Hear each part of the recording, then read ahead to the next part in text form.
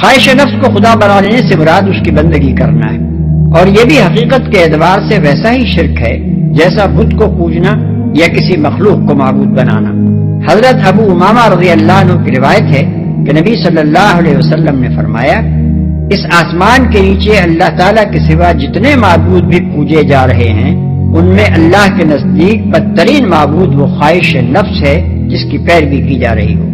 جو شخص اپنی خواہش کو عقل کے تابع رکھتا ہو اور عقل سے کام لے کر فیصلہ کرتا ہو کہ اس کے لیے صحیح راہ کون سی ہے اور غلط کون سی، وہ اگر کسی قسم کے شرک یا کفر میں مبتلا بھی ہو تو اس کو سمجھا کر سیدھی راہ پر لایا جا سکتا ہے، اور یہ اعتماد بھی کیا جا سکتا ہے کہ جب وہ راہ راست اختیار کرنے کا فیصلہ کر لے گا تو اس پر ثابت قدم رہے گا۔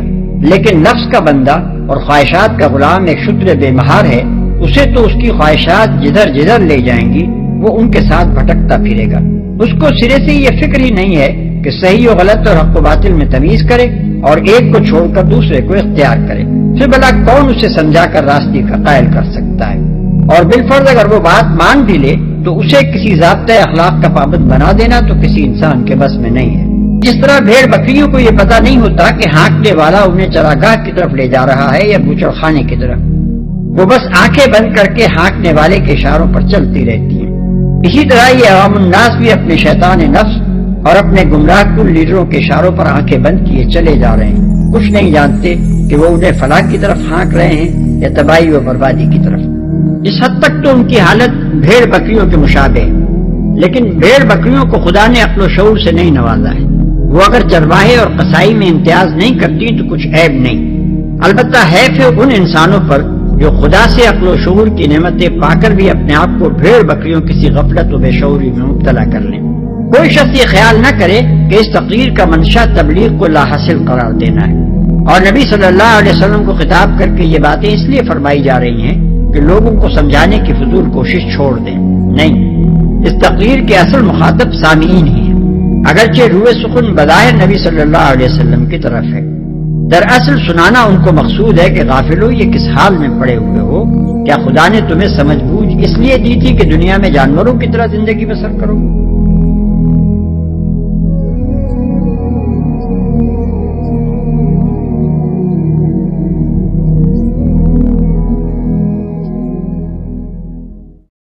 ہر مرحلے پر مقابلہ ہے۔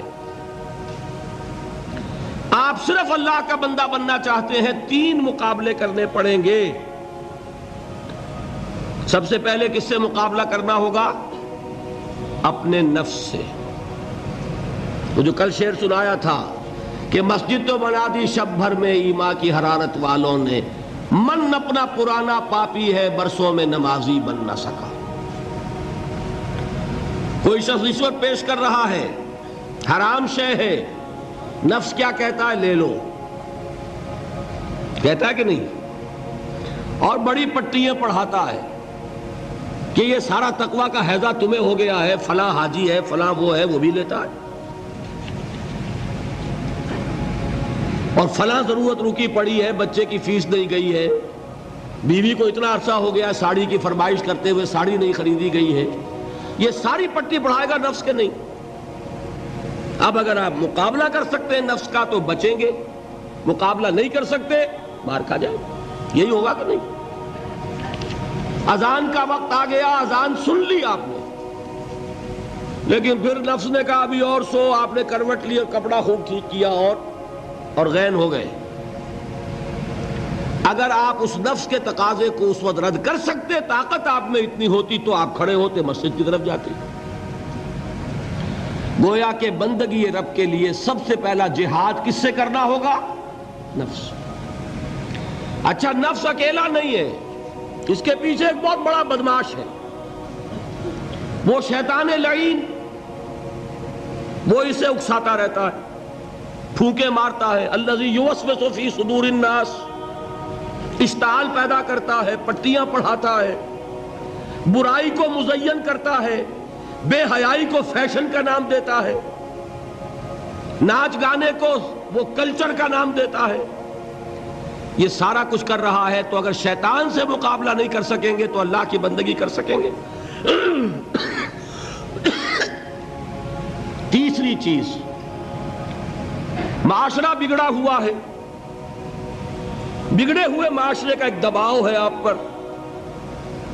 کہ نوجوان بیٹھے سنتے جے مگر بیٹا گل پلے بنو, نصیحت ایک بابے دی من لو کہ یہ جڑی نا ہوا یہ گزر جان دیو, بچ جاؤ, تے انشاءاللہ پھر تسی وہ مرتبہ پا جانا جڑے بڈھے نمازیاں تے روزے داراں نہیں ملتا.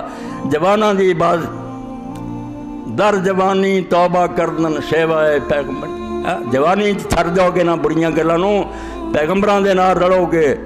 وقت پیری گرگ ظالم میشود پرہیزگار, جدوں دند نہیں منہ چ رہندے پھر بگیاڑ بھی بڑا پرہیزگار بن جاتا. آندا میں نہیں کہ پیٹ نوں کچھ آندا, تے کی آکھنا تو ہن کھان چکا ہی نہیں. تو جدوں بس کوئی نہیں رہنا ادوں دی توبہ کوئی نہیں. ہن بیٹا توبہ کرو دلے, ہن تسی آئے جے نمازاں چگڑیاں صفاں چا کے کھڑویا کرو, اذان کنج پہ چھڑ دیو کھیل تماشے, کچھ نہیں انہاں دے اندر. ذالک ما کنت منہ تھید, اللہ آندا ہے جس گل تو بھجا پھرنا تے بچدا پھردا بھی موت نہ آیا جانی. انہیں ایک دن آگ پہنچنا تینوں, کچھ ادری تیاری کر لا, سامان پلے بن, انشاءاللہ خیر ہو جائے. یہ بڑی حیران کن بات ہے کہ سمجھانے والا اللہ ہے اور کتاب اس نے اپنے نبی پر نازل کی, اور آپ صلی اللہ علیہ وآلہ وسلم کا اخلاق پر مبنی انداز. اس کے باوجود اللہ تعالیٰ کہہ رہا ہے کہ سلیبس بھی بہترین, نازل کرنے والا بھی سب سے اعلیٰ عرفہ, اور جو ہستی اس دعوت حق کو آگے پہنچا رہی ہے اس کے اخلاق میں بھی کوئی جھول نہیں. اس کے باوجود جب جب قرآن کے ذریعے سمجھایا گیا تو ان کی سرکشی میں اضافہ ہی ہوتا چلا گیا. یہ ان لوگوں کے لیے جو حق بات کو قبول نہیں کرنا چاہتے, پھر انہیں ہر سچائی کی بات سے چڑ ہونا شروع ہو جاتی ہے. آج بھی آپ دیکھیں کئی لوگ ایسے ہیں جو دین سے, مذہب سے اتنے متنفر ہوئے ہوتے ہیں کہ انہیں بڑی کوفت ہوتی ہے اگر آپ کوئی مذہب پہ مبنی بات کریں. پیچھے ایک ٹریک ریکارڈ ہے ان کے, شاید ان کی زندگی میں ایسے واقعات ہوں, مذہبی لوگوں سے متنفر ہوئے وہ,